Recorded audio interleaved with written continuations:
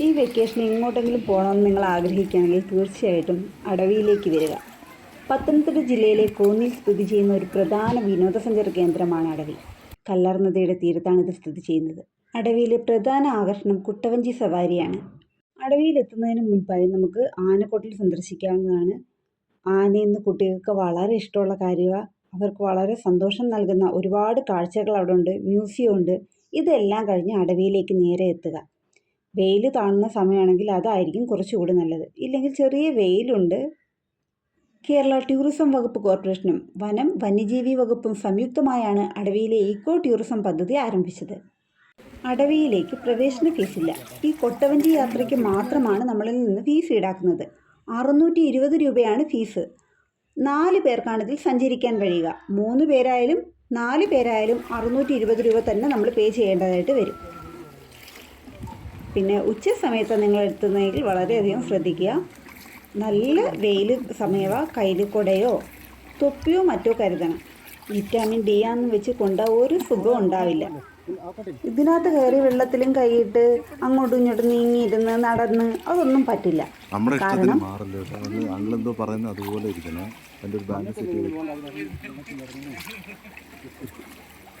പ്രകൃതിയുടെ ഒരു നിശബ്ദമായ സംഗീതം ഉണ്ടല്ലോ, അത് ഈ യാത്രയിൽ നമുക്ക് കേൾക്കാനായിട്ട് പറ്റും.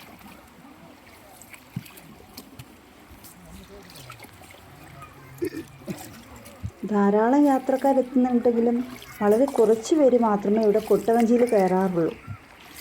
620 രൂപ തന്നെയായിരിക്കും പ്രശ്നം. കാരണം 4 പേർക്ക് ഒരു വഞ്ചിയിൽ കയറാൻ പറ്റും. അപ്പോൾ ഒരു ഗ്രൂപ്പ് ഒരുപാട് ആൾക്കാരായിരിക്കും വരുന്നത്.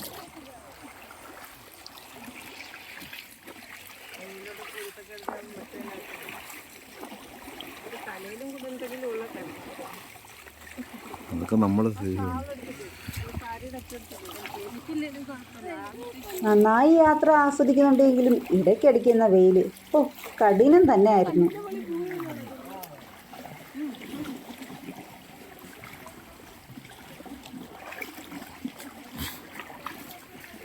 മാക്സിമം വെയിലിൽ നിന്ന് പ്രൊട്ടക്റ്റ് ചെയ്യുന്ന രീതിയിൽ തന്നെയാണ് ഒരു സൈഡ് ചേർന്നാണ് വഞ്ചി പോകുന്നത്. എങ്കിലും ചില സ്ഥലങ്ങളിലൊക്കെ നല്ല വെയിൽ അനുഭവപ്പെടുന്നുണ്ടായിരുന്നു.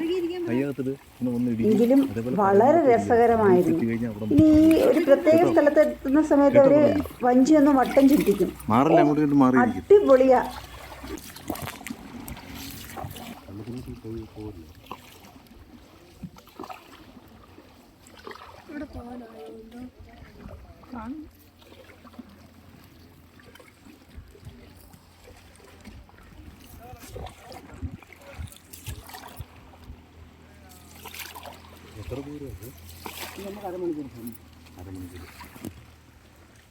ഇതാ ഇവിടെ കണ്ടില്ലേ ഓരോ കൊട്ടവഞ്ചി ഇങ്ങനെ വട്ടം കറങ്ങുന്നത്.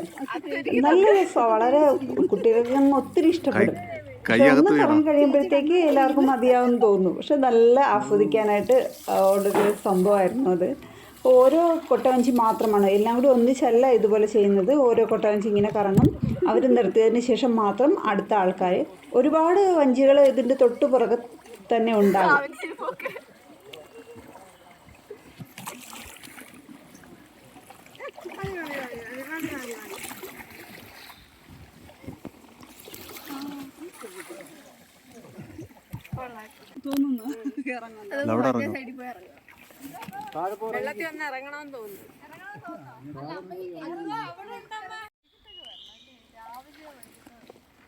രാവിലെ എത്ര മണിയായിട്ടുണ്ട് ഇവിടെ? വൈകുന്നേരം എത്ര മണി വരെ? 5:30. രാവിലെ 7 മണി മുതൽ വൈകിട്ട് 5:30 വരെയാണ് ഇവിടെ പ്രവേശനവും കൊട്ടവഞ്ചിയിൽ സവാരിയും ഉണ്ടാവുക. 3:30 എത്തിക്കഴിഞ്ഞാൽ വെയിലില്ലാതെ യാത്ര ചെയ്യാമെന്നാണ് അവർ തന്നെ പറയാറുള്ളത്. ഇവിടെ ബസ് റൂട്ടുണ്ട്. മാത്രമല്ല KSRTCയുടെ പ്രത്യേക സർവീസും ഇവിടേക്ക് ലഭ്യമാണെന്നാണ് അവർ പറയുന്നത്. എല്ലാ പ്രധാന ട്രാൻസ്പോർട്ട് സ്റ്റാൻഡിൽ നിന്നും ഇവിടേക്ക് ടൂർ പാക്കേജ് പോലും ഉണ്ടെന്ന് പറയുന്നു. അങ്ങ് ദൂരെ കാണുന്ന ആ സ്ഥലം കണ്ടോ, അവിടെയാണ് നമ്മുടെ വഞ്ചി അടുപ്പിക്കുന്നത്.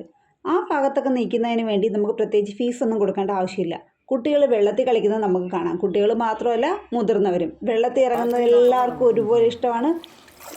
ഒത്തിരി നമുക്ക് എൻജോയ് ചെയ്യാൻ പറ്റുന്ന ഒരു ഭാഗമാണ് അവിടെ. വഞ്ചി അടുപ്പിക്കാൻ നേരമാണ് ആ ചേട്ടൻ പറഞ്ഞത് ഇവിടെ ഇന്നലെ രാത്രി പോലും കാട്ടാന ഇറങ്ങിയിട്ടുണ്ടായിരുന്നു എന്ന്. അപ്പം വന്യജീവികളൊക്കെ ഇറങ്ങുന്ന ഭാഗം കൂടിയാണ്, ഒന്ന് ശ്രദ്ധിക്കുക.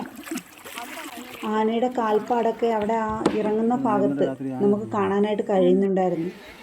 ഇതാ ഈ കാണുന്നുണ്ട്, നല്ല ഒഴുക്കാണ്. പക്ഷെ നമ്മൾ ആ കാണുന്ന ആ ഒഴുക്ക് തോന്നുന്നേ ഉള്ളൂ. പക്ഷെ നമ്മൾ അങ്ങോട്ട് ചെല്ലുമ്പോഴത്തേക്ക് ഒട്ടും ഒഴുക്കൊന്നുമില്ല. നല്ല രസമാണ്, നല്ല വെള്ളാരം കല്ലുകളൊക്കെയുള്ള നല്ല തെളിഞ്ഞ വെള്ളം.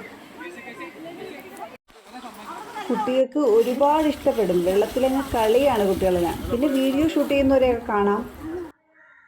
അവിടെ കണ്ടൽ മരങ്ങളുണ്ട് അതിൻ്റെ ഇടയ്ക്ക്. അതിലൊക്കെ ആൾക്കാർ കയറിയിരിക്കുകയും വീഡിയോ എടുക്കുകയും കളിക്കുകയൊക്കെ ചെയ്യുന്നുണ്ട്. കുട്ടികളും മുതിർന്നവരും ഒക്കെ ഉണ്ട് ഈ ഭാഗത്ത്.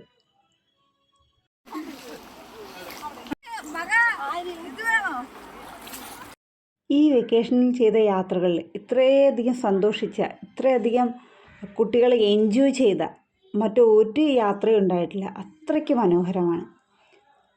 എൻട്രി ഫീസും ഇല്ല. നല്ല തണൽ, പ്രകൃതിയുടെ ആ ഒരു സൗന്ദര്യം, ഇതൊക്കെ ശരിക്കും നമുക്ക് ആസ്വദിക്കാനായിട്ട് പറ്റും. പിന്നെ എടുത്തു പറയേണ്ട മറ്റൊരു കാര്യം, നല്ല നീറ്റ്. ഇറങ്ങി വരുന്ന ഭാഗമായാലും ഈ പുഴയായാലും ഒക്കെ നല്ല നീറ്റായിട്ട് കിടക്കുക. പ്ലാസ്റ്റിക്കോ മറ്റ് ചപ്പുചവറുകളോ ഒന്നും അവിടെ ഒന്നുമില്ല. ഇറങ്ങി വരുന്ന ഭാഗത്ത് മനോഹരമായൊരു ഗാർഡനുണ്ട്. ഒരുപാട് വ്യത്യസ്തമായ ചെടികൾ നമുക്കവിടെ കാണാൻ. ഈ പുഴയുടെ ഈ ചുറ്റും നിൽക്കുന്ന വൃക്ഷങ്ങളില്ലേ, അതിൽ നിന്നെല്ലാം പലതരത്തിലുള്ള വ്യത്യസ്തമായ പൂക്കളും കായ്കളും ഒക്കെ നമ്മുടെ വഞ്ചിയിലോട്ട് ഇങ്ങനെ അടർന്നു വീഴുന്നുണ്ടായിരുന്നു. അങ്ങനെ സുന്ദരമായ ഒരു യാത്ര ഇവിടെ അവസാനിക്കുകയാണ്.